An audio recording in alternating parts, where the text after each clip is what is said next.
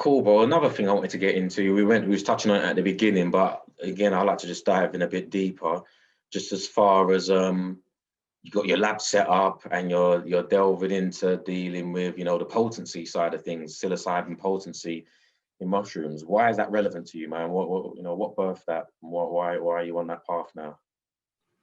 I think that's a good question. That's a question I love answering. So again, I go back to the point of understanding mushrooms from a cultivator standpoint and from a consumer standpoint and from a street side standpoint.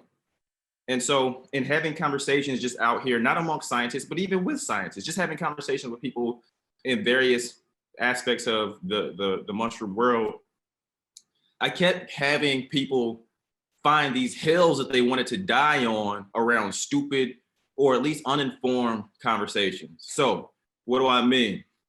Whoa, bro, let me say, I heard a story one time where a guy sold another guy a bag of mushrooms. The guy who got sold the bag of mushrooms called the seller back and said, I want to return these mushrooms because the stems are too big. In actuality, these mushrooms were just big mushrooms, and if you grow big mushrooms, you're going to have a big stem. The buyer's qualm was that he can't sell big mushrooms because there's too much stem, and caps are more potent than stems. So how does testing plug in, or why do I do testing? Because I would hate to be the guy who sold a man some mushrooms and had that man call me back and try to return, because first of all, in the street, that's not even the way it works. You can't just return, the work. Once the work is sold, the work is sold. But I would hate to be the guy who has to who has to make a decision on, do I want to return this dude's stuff and preserve the business? Or do I want to stand on principle and potentially burn the bridge? So when I heard this story, it dawned upon me, okay, I have this potency testing equipment. Let's run the test. Let's see if stems are indeed less potent than caps. Or let's see indeed if bluing is an indicator of potency. Let's see if bigger mushrooms are better, or smaller mushrooms are better, or potency is distributed evenly within the mushroom. So it was just, I got tired of having stupid conversations around the mushroom. And so out of that desire for me to have a more informed conversation, I'm like, okay, well, how can I invest in equipment that will answer this, but also maybe be able to work some business out of it? And this is how we're at here. So about a year ago, I entered into some agreements. I fulfilled my obligations. I acquired some pretty sophisticated testing equipment. Throughout my time here in the mushroom space, I met a few scientists who are interested in this, and we collaborated, and we decided we just wanted to take some samples in for free and put the results out for free. Okay. And the mycology world love that shit. And so now what we're doing is just providing information for people to use however they want, but we're peeling back a little bit of the veil from the from the ignorance around the magic. Got you. So let me ask you then, man. So after you've done your studies and your research, can we be clear on whether or not the stem or the cap is more potent than each other or one another? What is it evenly distributed?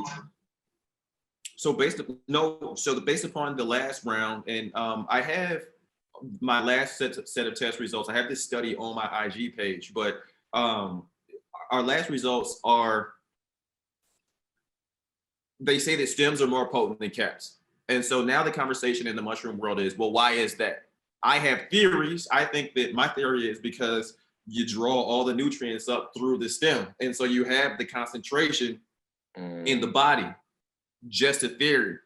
But it's also not conclusive. So we ran this test 3 times, and each time we ran this test 3 times on 3 different sets of fruit, and on each set of fruit, the stems consistently had more of the potent ingredient than the caps did.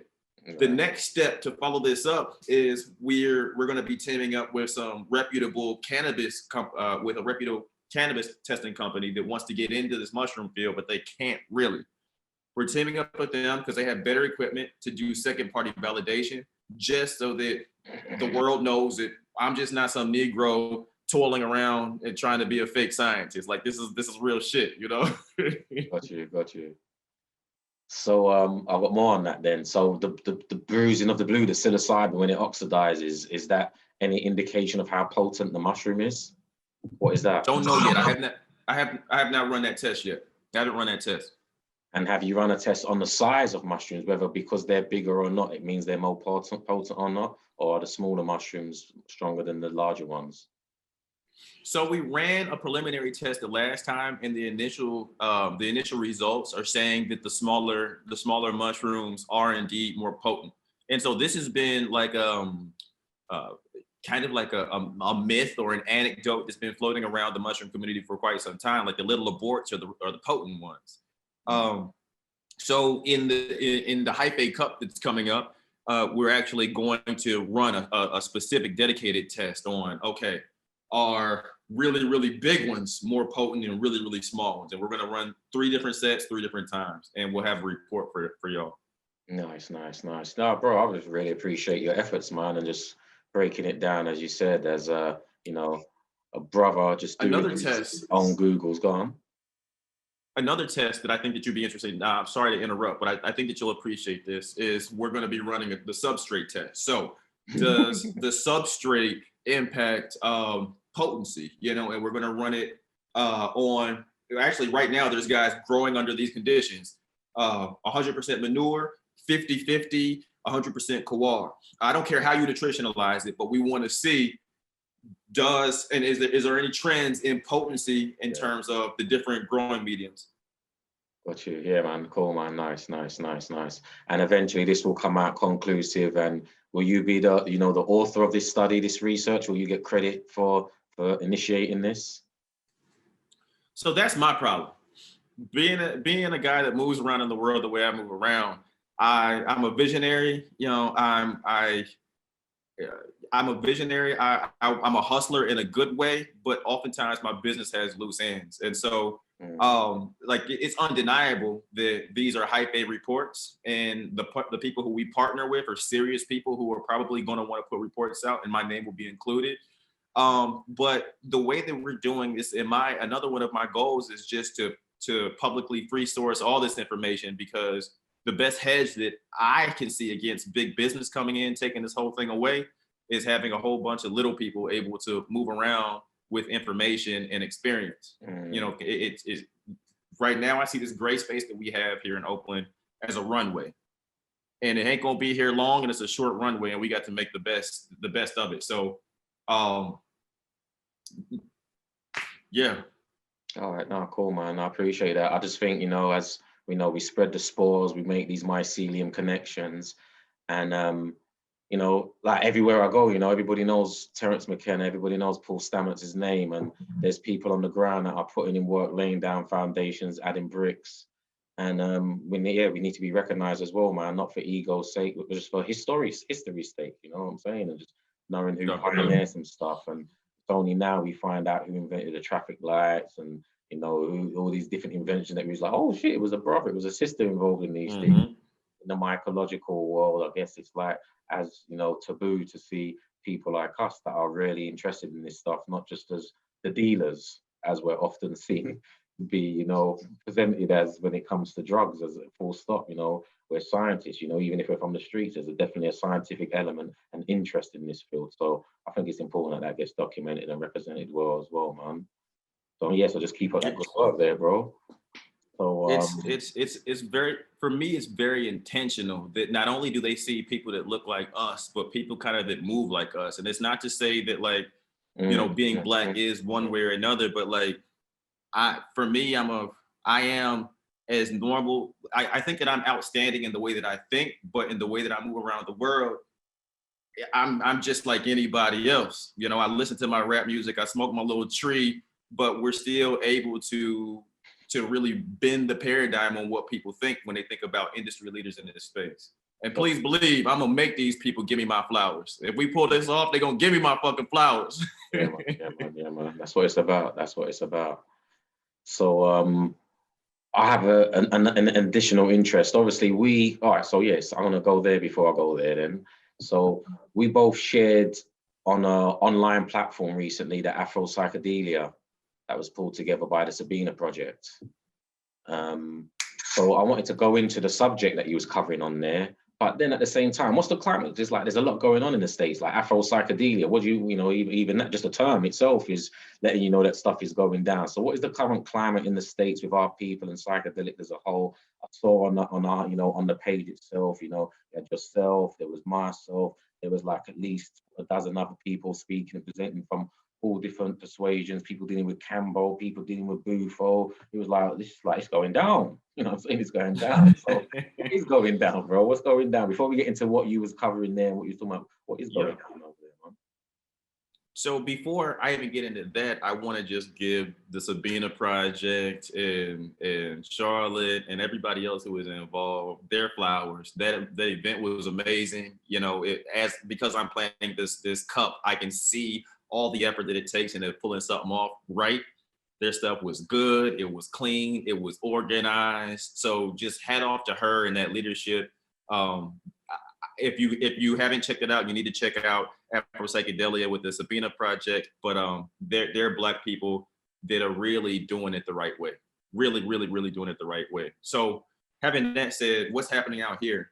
In the States, man, it's happening faster than it's happened with cannabis for sure. And it's encouraging, but it's also scary. And it's scary because I'm pretty tapped in with the guys that are actually making the legislation. You know, most of them come out of California. Even the people doing the nationwide stuff, most of them come out of California. Yeah. And so the people leading the charge in terms of legislation and legalization largely do not look like you and I. Largely, you know, their organizations might have a peppering of some Black folks in it, but it's largely either white folks or white presenting folks, meaning, Latino folks that are really, really light that could pass, or Asian folks that could pass. So these are the people who are making the legislation, but the legislation that's sweeping the country is the stuff coming out of Decriminalize Nature. Decriminalize Nature has 150 different chapters at this point, and it seems like every other day they either have legislation in a city that is proposing decriminalization, or they're actually passing that legislation. Mm-hmm. And when you work in these small little cities and you have these big announcements, what it does, it inspires people to be like, "Oh, they did it. Why can't we?" And when you're talking about doing the things on a city level, there's less hoops to hop through than if you do it at a state level or a federal level. Right. So if you look at the way that the cannabis went, cannabis started here in Oakland, going decriminalized here in Oakland, and then larger California, and then state by state. And now they're talking about some sort of federal stuff. So what you're happening now here is just like decriminalization. In June 20th or 25th of 2019, Oakland decriminalized.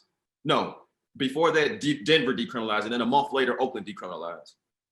After that, it's been cities by city after city after city, like wildfire. The reason that it's starting to be normalized is, quite frankly, because white people like it.